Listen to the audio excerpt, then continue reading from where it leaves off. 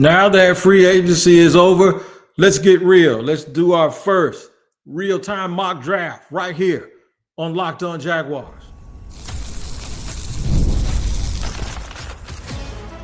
You are Locked On Jaguars, your daily Jacksonville Jaguars podcast. Part of the Locked On Podcast Network, your team every day. Oh, it is your team every day here on Locked On Jaguars. We thank you for making us your first listen. My name is Tony Wiggins, the host of the Locked On Jaguars podcast that you can find wherever you get your podcast. Make sure whether you listen or watch, you tap in to that location each and every day so you do not miss an episode. An episode today that is brought to you by FanDuel. Right now, new customers can get $200 in bonus bets when your first $5 bet wins. That's right. Go ahead and go over to FanDuel.com and make sure you tap in for March Madness. All right, man, here's what we're going to do today. Real time. I was going to do this live, but I got a whole bunch of stuff going on with me. And I wasn't quite sure I was going to be able to pull it off live, and I didn't want to be on live stream looking crazy, right? So as it turns out, most of my shows, I don't have to edit. I run right through them because that's my radio background. But we are hopefully going to get through this today. Here's what we're going to do. At the end of the show, we're going to do a little bit of a draft recap. In the second section, segment, it'll be live picks using the simulator. I'm going to make my first live pick in the first segment, though, and then we'll do the rest of the draft. Now, I'm going to let this computer – I'm not going to tell you what database I use because if I do that, they're going to have to pay me, and they ain't giving us no money to tell you that. So I'm just going to say it's one that I trust that has live trades. I personally am not going to make a trade. I am going to let the computer do the trading for me. I'm going to pick the picks where they come. Now, I will answer and respond to a trade, but I will not initiate one. So I will go over that with you while I'm actually doing it and give you a little analysis to show you where my mindset is, considering the fact that the Jaguars have made some free agency choices. This is more like what I would do, but I'm going to combine it a little bit with what I think they should do. Not necessarily what they will do because I don't know them well enough to really tell you exactly what they'll do. All right.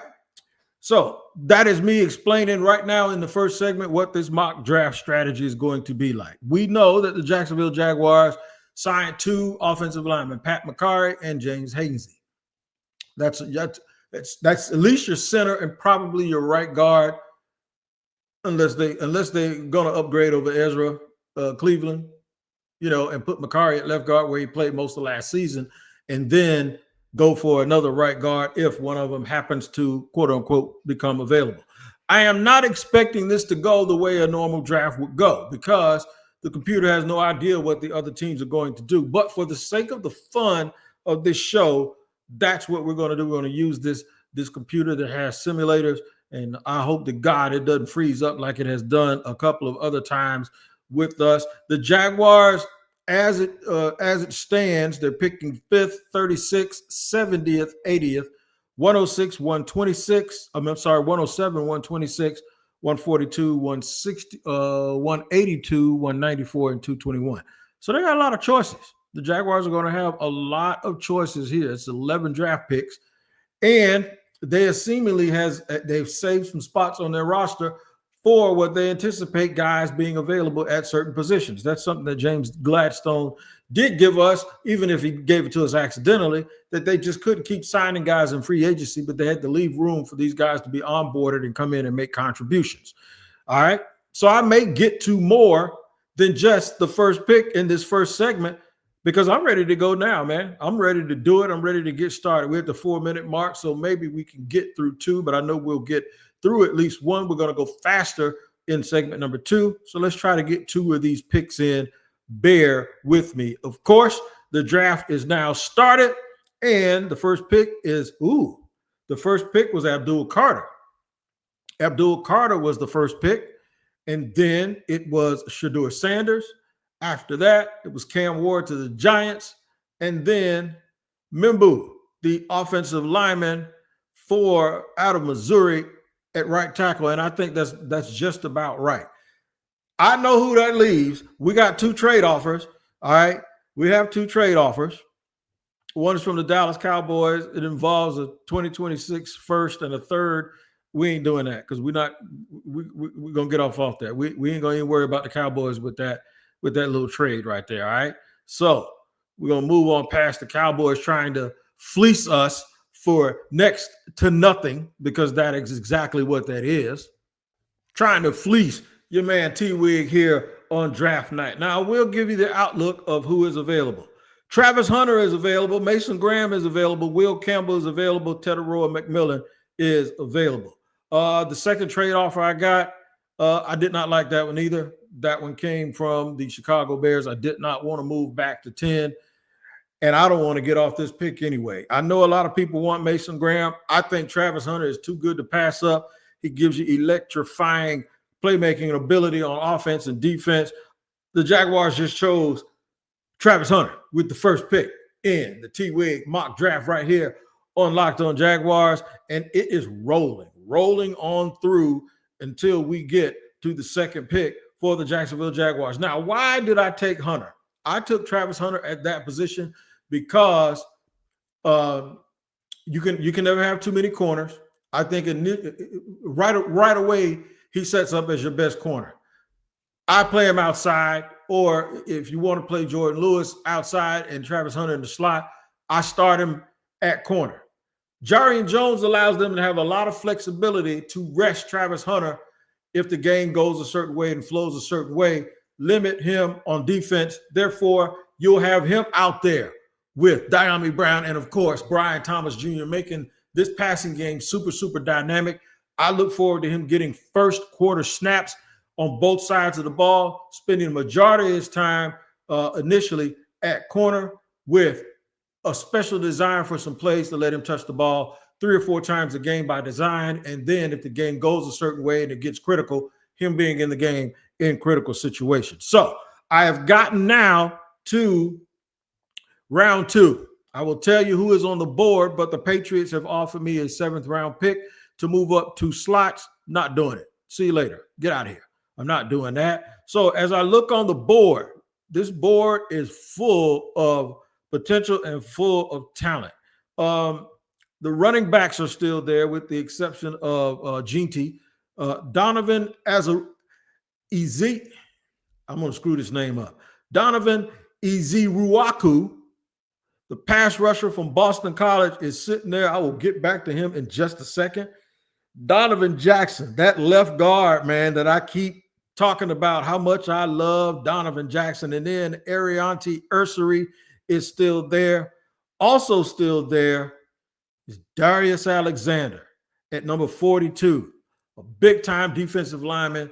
This team did not draft Mason Graham in the first round. Man, I am sitting here torn. I said that I was going to pick just one player in the first segment, and that's what I'm going to do because I got to think about this really, really hard. But Travis Hunter is already on Shad's jet to come back here and meet the media. We will make the day 2 picks here in just a second on Locked On Jaguars. All right, today's show is sponsored and brought to you by FanDuel. That is right, man. FanDuel is the total truth, man, and it's still going on because of March Madness. It's right here and it's right in your face, and they're giving you a chance to get in on the action like never before. Right now, new customers can get $200 in bonus bets.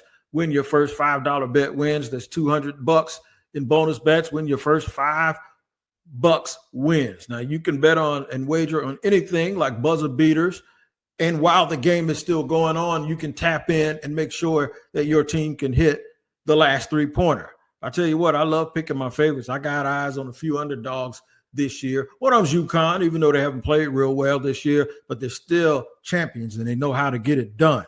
So here's what I need you to do. Visit FanDuel.com and get in on the college football, college basketball hoops action. They don't have hoops in college football. That's on me. College basketball hoops action all tournament long, and it's going to be a fun ride. FanDuel, March Madness. Make sure you check it out at FanDuel.com.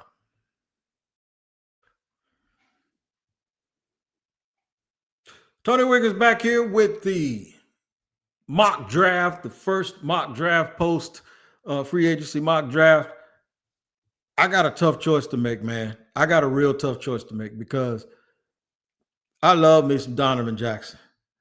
I absolutely love me some Donovan Jackson. Now, he's projected to be a left guard with the flexibility to be able to play left tackle.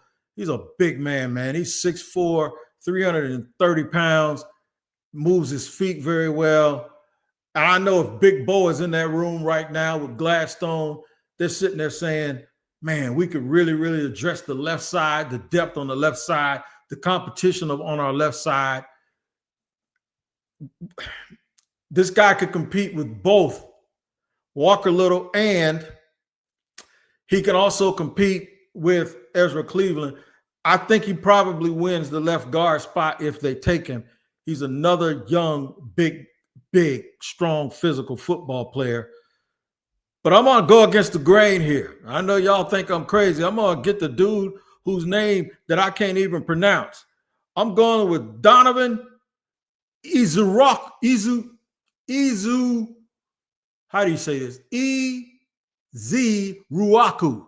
Easy Ruaku. We're going to call him Easy. I'm going with Donovan Easy, the pass rusher, the sack artist. Kind of reminds you of Yannick Ngakoue, more of a third down player. But I'm going with it, man, in this hybrid, sort of freaky, fast defense. We're going to kick Trayvon inside on passing downs, and we may even line Donovan Easy up in the 8 gap sometimes. And we have already gotten to our third pick in this draft. So far, we have Travis Hunter and Donovan Easy. We have 3 trade offers for this pick in the 3rd round. The Ravens are offering us the 3rd, 4th, or 6th, and the 7th. We ain't going to take it. We're going to move past it. The 49ers, who are desperate to move up, you know what I'm going to do? Before I get back to that, I minimize that. I'm going to take a look and see exactly what is available. There's still some good players here on the offensive line. There are really, really good players left on the defensive line. The Jaguars have 2 picks in the next 18 picks. I'm going to go back to the interior of the offensive line. We're going to take Jarrett Wilson, the center, out of University of Georgia. We're going to go ahead and get our center to come in and compete with Hainsey. He's also going to be the center for the future for the Jacksonville Jaguars. We are now up to the 4th pick, our 4th pick in this particular draft, which is our 3rd pick. A 3rd round pick, our 2nd, 3rd round pick. And you're sitting there looking at it. The Cowboys are offering a 2026 3rd, 5th, and a 6th. We ain't going to do that. We're going to move right past it. And Cleveland's offering a bunch of junk. I look at Deshaun Watson. No, we ain't taking that either. So we are not trading.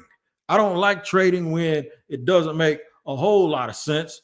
But there are some positions here that I believe can be addressed by the Jacksonville Jaguars. I have a choice to make, and I have a serious choice to make. Do the Jacksonville Jaguars go big at wide receiver, or do they go small at wide receiver? And now by small, I don't mean real tiny. I don't mean super, super little. Or maybe they go at the safety position because they need some depth. These are all really, really good questions, but there's only one answer that's going to make sense. There are a lot of really, really good wide receivers in this draft, but I'm going to take a wide receiver that I believe gets a lot of separation, even though it's a little bit redundant. But Diami Brown can also play outside. I'm going to take Jaylen Noel, the receiver, out of Iowa State. Really, really quick, really, really fast. Jaylen Noel, this gives you, now some people are going to say, man, that's kind of like drafting Parker Washington. No, they're a little bit different. He's a little bit quicker. He's a little bit shiftier. He makes a lot of stuff happen after the catch. They kind of got the same body type, but this kid is quick and fast. He's the kind of dude that always gets open. And now we have moved on to the 4th round where the Broncos are offering something. I don't like what they're offering us. The Cardinals have offered us a little bit of something. We don't need no 7th round draft picks. So I'm going to reject all of that stuff, right? And I'm going to sit right here and I'm going to pay attention to the things that the Jaguars need that they have not addressed yet. How about this? We're going back with that offensive line right there in the 4th round because I think this is where we start to get to the cutoff where guys aren't really as good as you think they are. But we're going with another kid from the SEC.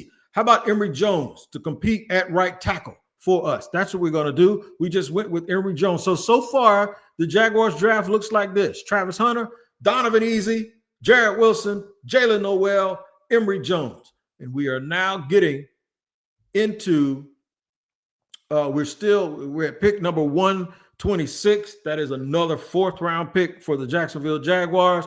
We're just going to go best player available. This is where we start going best player available. You know what? I know the Jaguars signed 2 tight ends. I know they did. But that's not going to stop me from getting another one. I'm going to go with my man Terrence Ferguson out of Oregon because I saw him at the Senior Bowl and he really looked good. I think this closes out their tight end room. Give me Terrence Ferguson, another tight end out of Oregon. That is who I am going with here for the Jacksonville Jaguars. I'll tell you what we're going to do. I got some late round magic that I think will happen. So before we get to that late round action, we're going to pause for the calls real quick. We got a message for you about the brackets and Amazon and Fire TV. We'll get to that in just a second and then come back and close this draft out and give you the analysis that you're all waiting for. We'll do it in just a second here on Locked On Jaguars. The NCAA tournament is here, and so is the bracket breakdown. Locked On Podcast Network and Amazon Fire TV channels are teaming up to deliver NCAA tournament coverage like never before.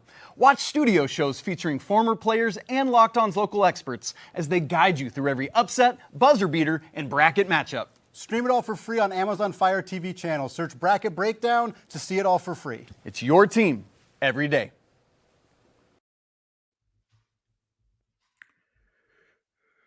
All right, man, we're rolling along here with the NFL draft. This is our 5th round pick now for the Jacksonville Jaguars, and I think this is where we start getting down to the nitty-gritty and getting some of these picks that really help championship teams win. We got 4 trade offers. I'm getting rid of all of them. We ain't trading. I'm doing all right without trading them. So I want to look at that defensive line, and I need a little bit of versatility, but I also like a little bit of a plug, a guy that can play that 0 position very well. We're going back to Oregon by way of Texas Tech. We're going to, I think, University of Houston. We're going to take Jamari Caldwell, a nose guard, to fortify that defensive line right there in the 5th round. Jamari Caldwell, a little bit of, it looks like a soda machine, right? Looks like a vending machine, but he can really get after and cause some havoc in the middle of that defense. And there are a lot of good teams that have these little 6'1", 6'2" nose tackles. So far, Travis Hunter, Donovan Easy, Jarrett Wilson, Jaylen Noel, Emory Jones, Terrence Ferguson, and Jamari Caldwell. You know what? The Jaguars need a running back. And guess where I'm going? I'm going to wait. No, I'm going to get it right now. Look, if I screwed his name up, but I saw this kid too. I saw his film the other day. I just call him Mona. We're going with Kyle Monin Guy, a running back out of Rutgers, right? To compete for that 3rd running back position. That's what we're going to do. I saw this kid and I watched his highlights the other night. Pretty good player. I just can't pronounce his last name like I can't pronounce a whole bunch of other people's last name. So now with these last 2 picks, we're really going best player available. I'm going to snatch up another wide receiver, Kaden Prather, out of the University of Maryland. Really good player. And I hope this other dude is still sitting there, because if he is, man, I'm going to snatch him up so quick. As a matter of fact, I ought to make a trade just to come up and get this last guy, but I'm not going to do it. I'm going to sit here, and it happened. Somebody took my guy right before me. I was just about to take Malachi Moore, the safety out of Alabama. I am not going to do that. I'm going to double down on edge rushers, and I'm going to take Baron Sorrell out of the University of Texas. That is it. That is the draft. Let's go back and review it a little bit and see how did we do based on what was available. Now, the only thing I can tell you is I'm still going to sit here and kick myself about not taking Donovan Jackson in the 2nd round, because I think he's going to be a superstar. I really do. And I think he might end up at left tackle if some teams view him as a guy like that. All we need is for him to be on the board and Philadelphia gets another chance to pick him and they move up and they get him. it's going to be a nightmare, I'm telling you, because they're going to take him and turn him into every single thing that they already have. But yeah, these are the picks for your Jacksonville Jaguars in the first T-Wig mock draft, post-free agency mock draft. Travis Hunter is just an injection of pure explosiveness and talent into your ball club, into your team. He's box office. He works really hard. He plays that way. And he is definitely intangibly rich. And I think he adds a lot to offense and defense for the Jacksonville Jaguars. There's no pressure on him to be the big play guy because we have Brian Thomas Jr. for that. But he can turn out to be an offensive player playing defense every time he gets his hands on the ball. I would look for him to be one of the dudes that lead the league in interceptions because he'll come off of his own man and go get the ball. And the player's never over with him. He tackles. He's a willing tackler. I just think it adds speed, athleticism, explosiveness to the team. Donovan Easy from Boston College is a pure pass rushing maniac. And there won't be people saying that we can't get after the quarterback. I think if they start going with these freaky wild fronts, like I think they may do, I think you just can't go wrong with a guy like Donovan Easy. Plus, he played at Boston College for Coach Hatley. I don't know if Anthony Campanile was there when he got there. He could have been. But I do think since they come from the same tree on that same side of the ball, that Donovan Easy is a dude. I think it's Easy Ruaku. That's how you say it. Jarrett Wilson. He is your projected long-term answer at center, but he's going to come in and push James Hainsey at the center position. This also means that Luke Fortner doesn't make the team. Jaylen Noel, a dude, if you just get the ball in his hands, he will turn something. He will turn nothing into something. Go watch the tape. He's a really, really good football player. I actually was going to find my way to getting Restrepo, but we kind of missed out on him because he got picked in between Wilson and Noel, so we went with Noel. Shocked to see Emory Jones, another guy who fortifies the offensive line. That would mean the Jacksonville Jaguars would add 5 offensive linemen this cycle, and that's exactly what I said they should do. 4 or 5 offensive linemen. Now you got a young center. The center position is now no longer a position where you're hoping and wishing that you have somebody who can play. Wilson has some things he needs to clean up, but he doesn't have to play right away. I like him a lot. Terrence Ferguson, big tight end I saw at the Senior Bowl, is just another one of those tight ends for teams that like to use 2 tight ends a lot.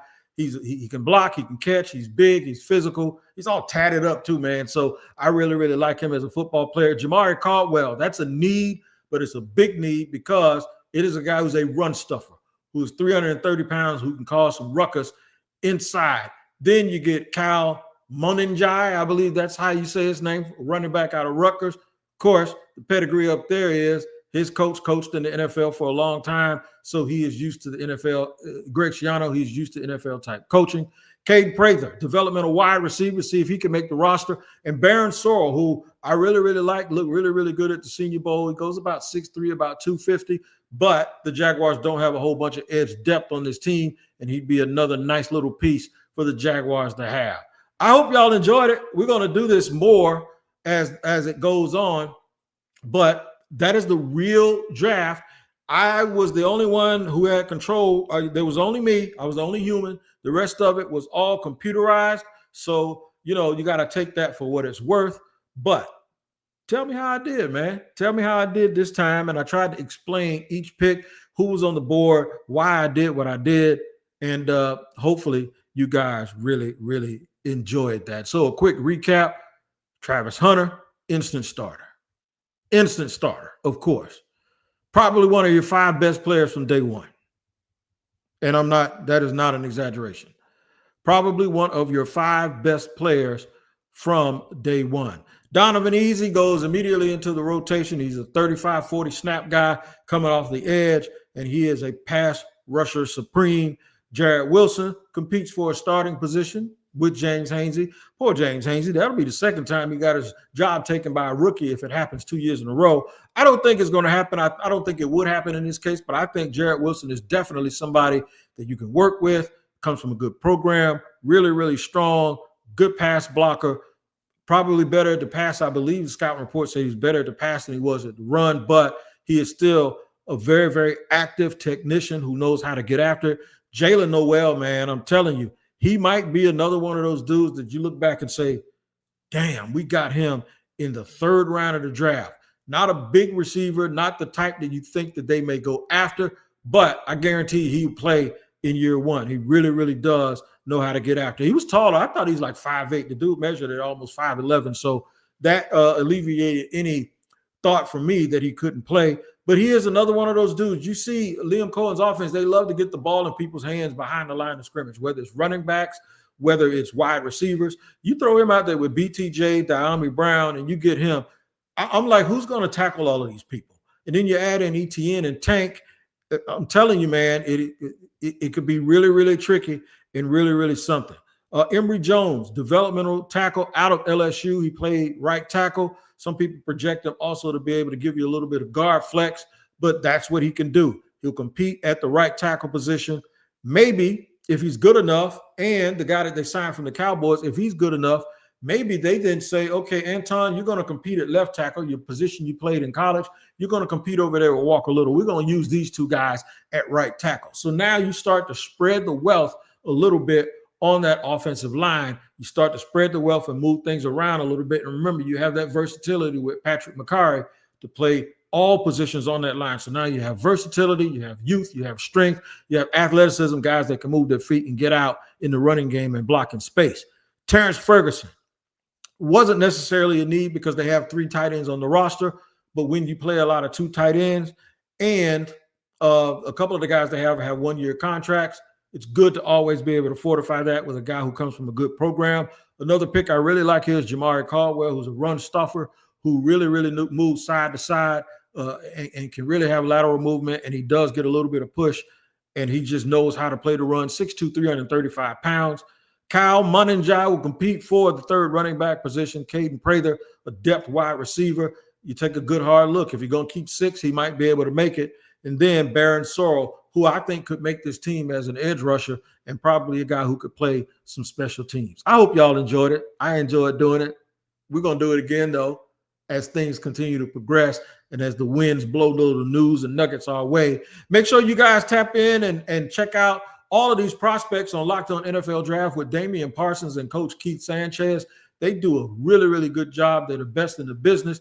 And in fact, one of them told me that the Jags brass, as we speak, were at South Carolina's Pro Day, and the Jags were represented heavily. So make sure you check out Locked On NFL Draft wherever you get your podcast. That's it, man. I hope y'all enjoy it. Hit me up on social media and let me know what you think. Take care. We'll see you next time here on Locked On Jaguars.